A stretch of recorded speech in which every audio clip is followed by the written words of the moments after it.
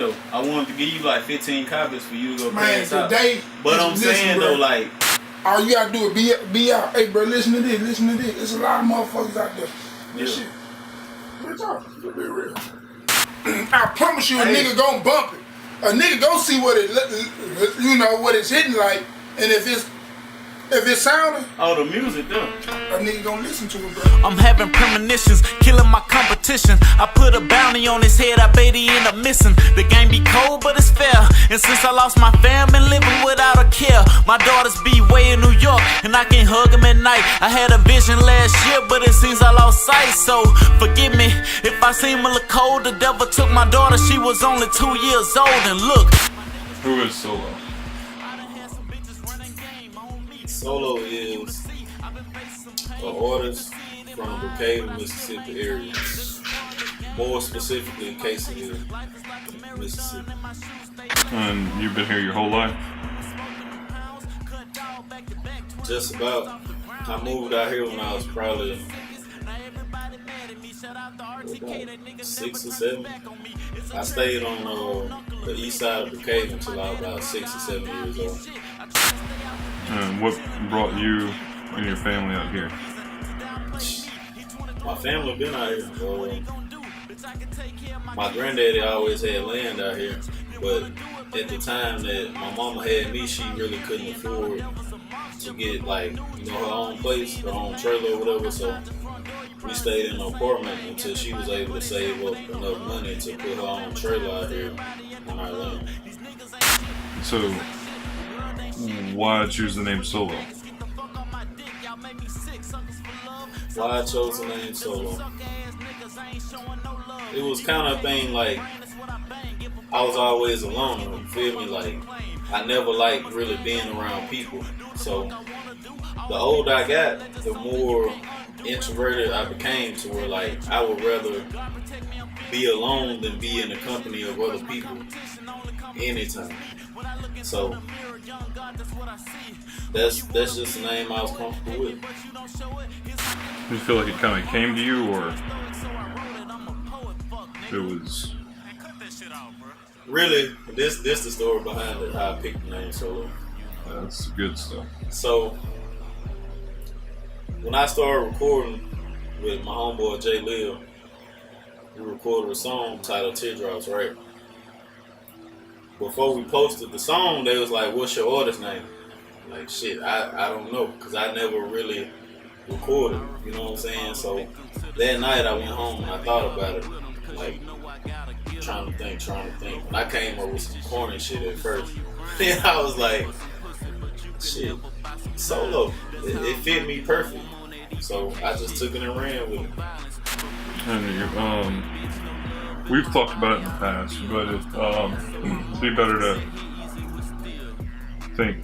refresh everyone who may not know, but isn't he how you started rapping in the first place? Yep.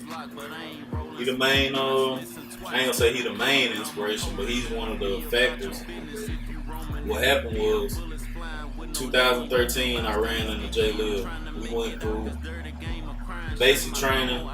I was in the Army, by the way. We went through basic training together. AIT, which is Advanced Individual Training, where you learn how to do your job or whatever. We ended up getting stationed in the same place, in the same unit, in the same platoon.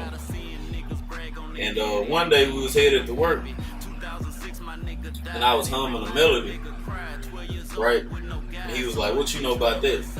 I'm like, "My homeboy got a song to it, you feel me?" So he was like, "I got a verse wrote to it right now, what you want to do?" I'm like, "Shit, we could do it," which I had never recorded before, like, just sat down and consciously recorded. So I'm like, we could do it. We went to the studio and we kicked the song out. We recorded the song Teardrops, and then we dropped it and we got some crazy feedback. So yeah, shout out to Jay Lil, RMG. And what do you feel has kept you rapping after all this time? Mainly God. Like, during the course of about 5 years from 2013 up until now, it was like I would pick it up, you know, and I would put it down. But when I put it down, it was always like a burning thing in the back of my mind, like music. And I just couldn't leave it alone. So it's like God just kept putting it upon me to do music. So here I am. And why do you think God chose you to push music? Or? Well, it's been a long journey, but I feel like I have a calling on my life to like kind of break the cycle of the stuff that's going on in hip hop right now, to where like you got people getting on songs talking about stuff that they didn't really do, or they glorifying like, you know, a certain side of the game, but they not telling the bad stuff, you know. And I feel like God is using me to kind of balance that out, because I'll tell the fakeness. Yeah, I'll tell the good and the bad. You know what I'm saying? Pretty and the ugly. That's what I do. And so you said God is what's kept you rapping and what really put forth an idea in your head that you needed to. So within that, who is God to Solo? Man, God is the originator, the creator of all things. Like, I feel like it's not enough words in the English vocabulary to describe God. To me, it's like he's formless, shapeless, like water. You know what I'm saying?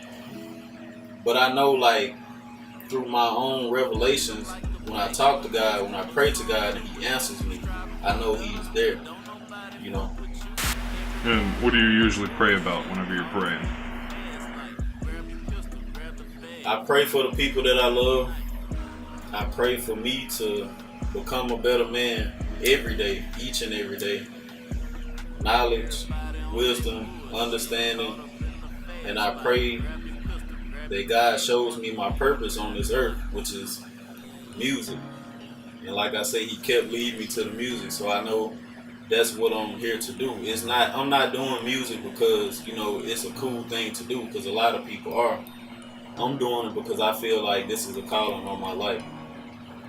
Yeah, even if music wasn't a cool thing to do, you feel like maybe you'd still be doing it? Absolutely. Absolutely. You feel like you can do it without God? No, sir. Reason I say that is because another thing.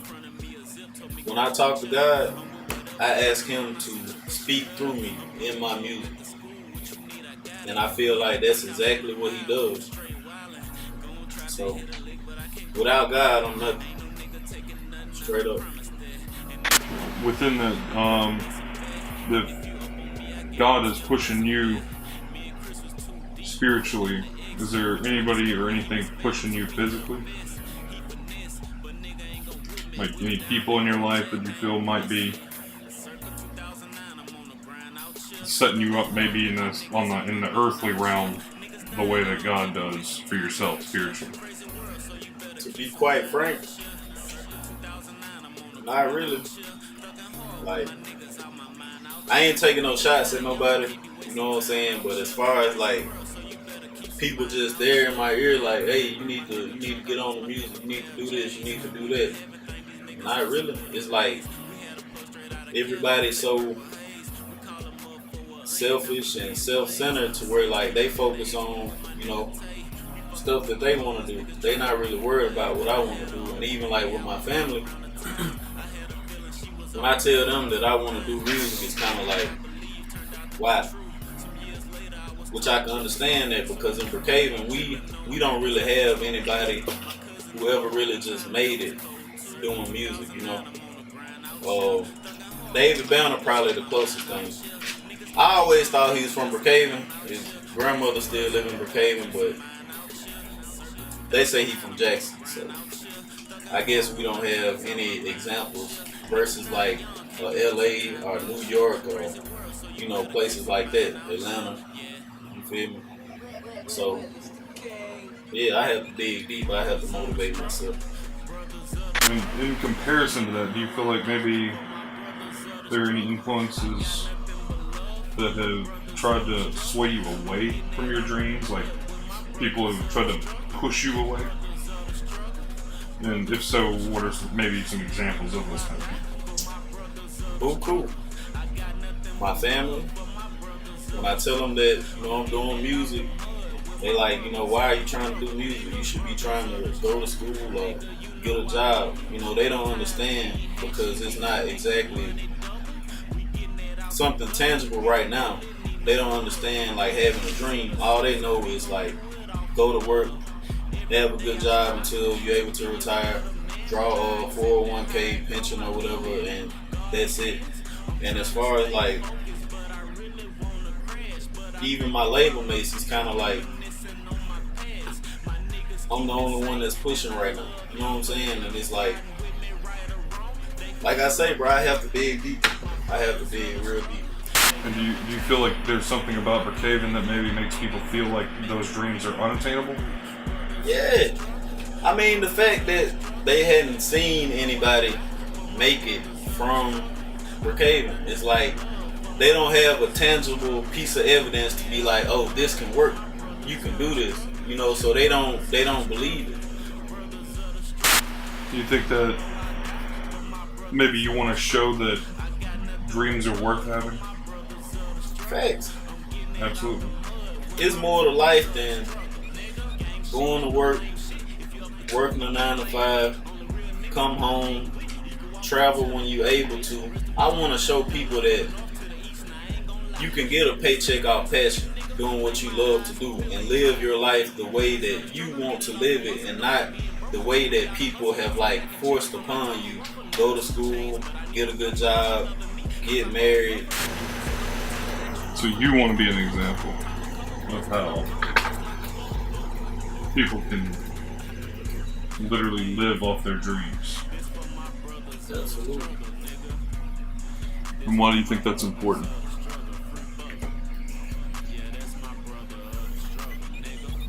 If you don't physically show people that they're able to get a paycheck off passion and live off of something that they want to do, then it's like people won't believe, so they won't pursue. So you'll just have a bunch of people slaving for a corporation until they turn 65 years old, and that's not a life to live. That's not a good life to live. And I feel like maybe a lot of people may find purpose in that. They like doing those things. They like to be maybe not what you would call a slave to the system, but somebody who enjoys their trade. But at the same time, would you say that there are people that do it because they have been told they have to, and then farther than that, do you think they try to cover up the fact that they're unhappy while in that position? Absolutely. Why is that? Why do they try to cover it up? Yeah, why would they go so far as to block themselves from their own happiness? Well, when you go to chase a dream, there's a lot of stuff that's involved with it. Like, you'll have fear and the what ifs. What if I don't make it? What if I don't achieve this? And it deters a lot of people from pursuing. So it's like they kind of cop out and take the easy way out. So what would you say is different between the solo of 10 years ago and the solo now? Well, for one, it wasn't a solo 10 years ago. But I say the key differences are now I'm more focused, I'm more knowledgeable, and I know what I want out of life a little bit more at 24 than I did at 14. So what do you feel gives you that focus? Now, I actually set goals. Like, I'll do short term, long term. Like, I have stuff that I want to achieve within a couple of months, and then I know where I want to be in 5 to 10 years, and I actually physically sit down and write this stuff down. And in turn, that keeps me driven to go towards my goals, you know. And you think that's important for people to have, and maybe that's one of the reasons that a lot of those naysayers don't pursue their dreams is because maybe they can't set goals for themselves farther than being a cog in the machine. Yeah, look, a vision without action is merely a dream. You have to have a plan to accompany your dream or your vision, or you just running in circles, basically. Point blank period. Solo don't run in circles, huh? Say that again. Said solo doesn't run in circles, huh? Nah, man. Solo going for the prize. Solo going for the goal. Going through my notes. Some shit I had found. Something I wrote. Just whatever. I refuse to fall a victim to the system. If he slipped, then God be with him. Cause you know I gotta get him. Loafing with these bitches should be focused on your grind. You could pay for some pussy, but you could never buy some time. That's how I'm rocking now, I'm on that EBK shit. Peace before violence, but please stay out my way, bitch. No love in my body, I don't feel. Lost the last of my marbles when they hit easy with steel. I told myself it's gotta be a better way. Keep on grinding, trying to see a better day. What's ahead of me, I'm focused, jaws locked, but I ain't rolling. Speak once, listen twice, that's the code and I'm upholding. Better be about your business if